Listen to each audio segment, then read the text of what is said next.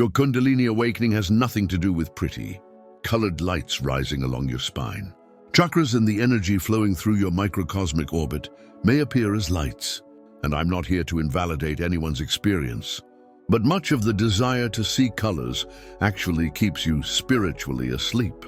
While the real power sleeps at the core of your being, Kundalini represents raw, untamed consciousness, the primordial fire that creates and destroys the universe, coiled at the base of your spine. Not metaphorically, but literally, currently dormant within your nervous system.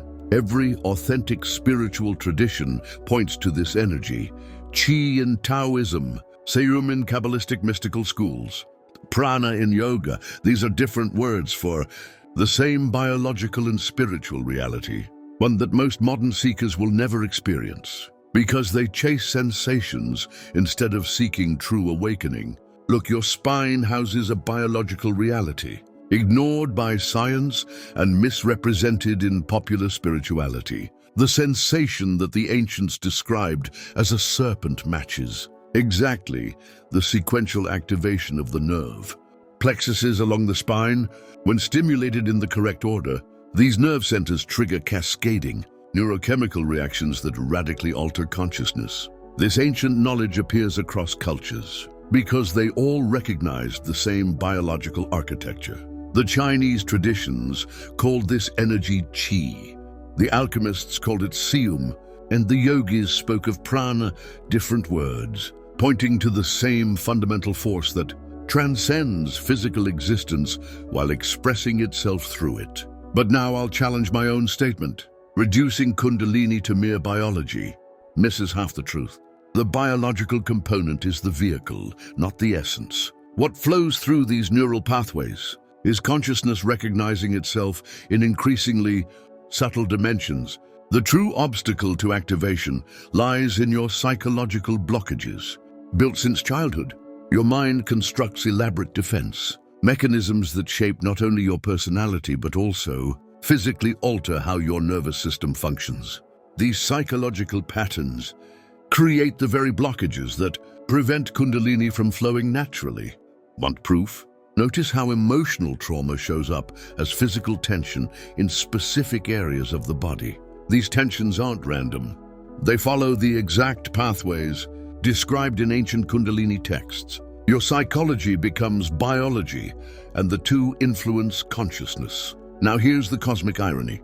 We humans spend decades building complex psychological walls, then spend thousands on teachers who claim to help us break them down, while the fire is already burning within us, simply waiting for us to stop suppressing what comes naturally.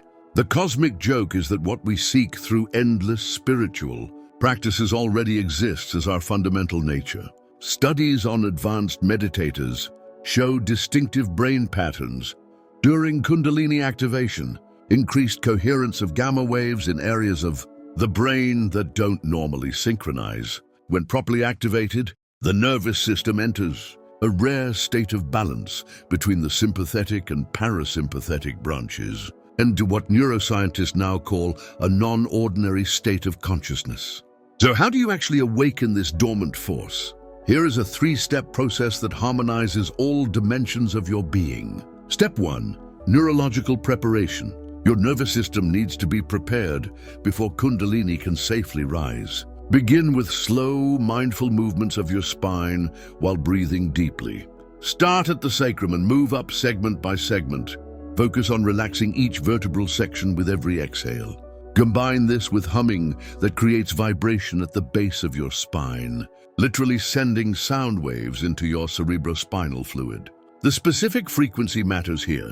Aim for a deep tone that resonates at the base of the spine. This vibration helps dissolve calcium deposits and tension, patterns that block energy flow.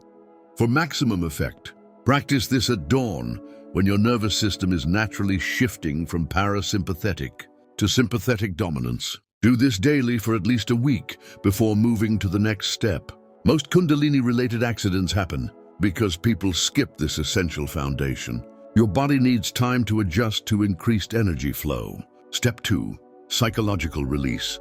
Once your nervous system is ready, it's time to address the psychological material blocking the energy flow. During meditation, scan your body for areas of tension or discomfort. These areas represent emotional blockages stored in your tissues. When you find one, breathe directly into it while mentally repeating, "I now release all patterns that no longer serve me." Keeping your awareness on the sensation. This systematic cleansing creates space for Kundalini to rise naturally. This process may bring up repressed emotions or memories. That's normal and necessary. Every psychological blockage corresponds to a precise location along the Kundalini's path. Anger often lodges in the liver and solar plexus. Fear typically resides in the kidneys and lower back. Sexual trauma frequently affects the pelvic region. By facing these emotions directly, you clear the way for the energy to move. Third step, conscious integration. This step is about maintaining clear and stable awareness as the energy rises. You become the silent observer of the process, without trying to control or interpret it. Let the intelligence of the body and consciousness do their work. This is where true awakening occurs, not as a peak of sensation, but as a deep revelation of what you truly are. If you appreciate these teachings on how Kundalini integrates biology, psychology, and consciousness, give us a like and subscribe. I'll continue sharing methods that go beyond mental understanding and connect you directly to your inner power. Third step, alignment with consciousness. With your body physically prepared and your psychological blockages addressed, the final step is to align with the consciousness aspect of Kundalini. This counterintuitive technique is based on surrender rather than effort. During meditation, completely let go of any attempt to make something happen. Instead of trying to raise the energy, focus on becoming the awareness that observes all experiences without identifying with any of them. Ask yourself, who is observing these sensations?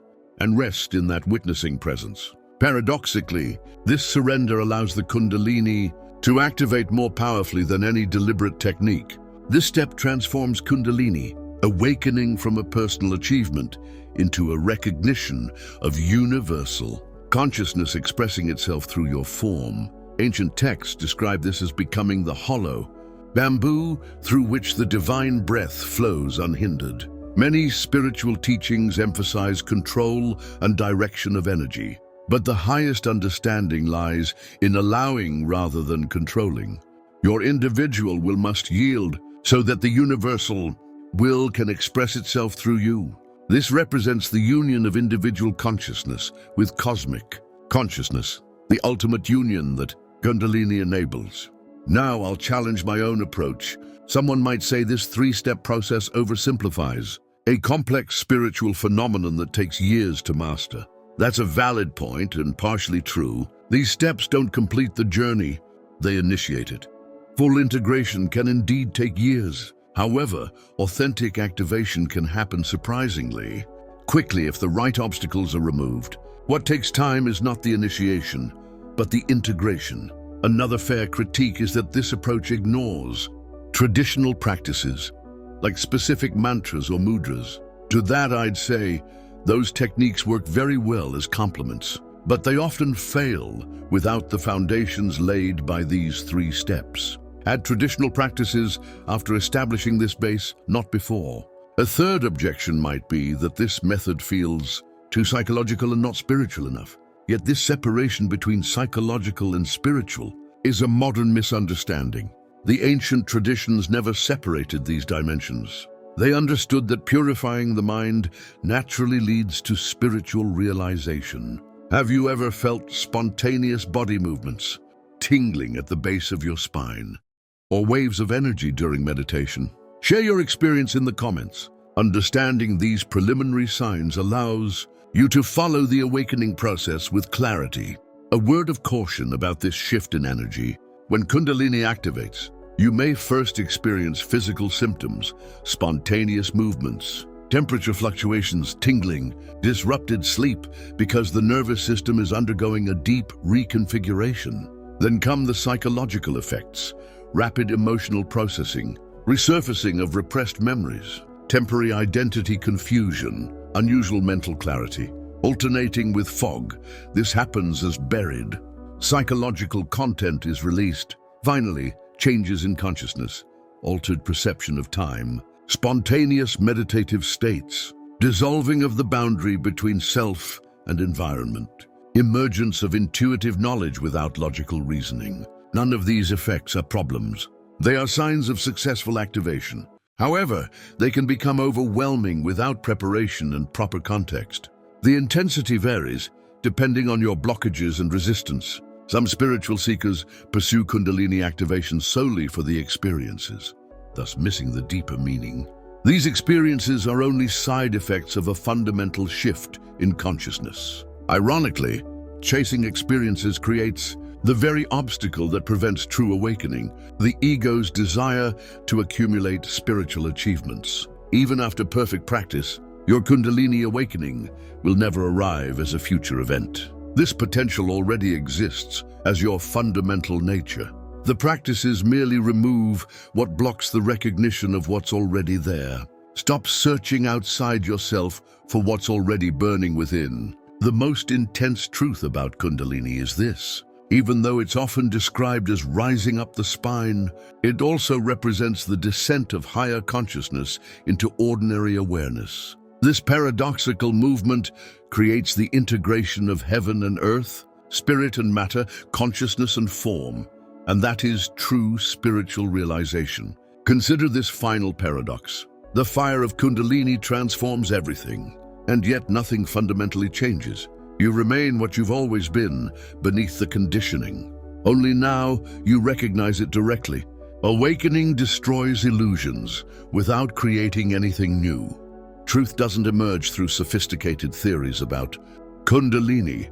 It reveals itself through the direct experience of your own consciousness, unfolding from potential into expression.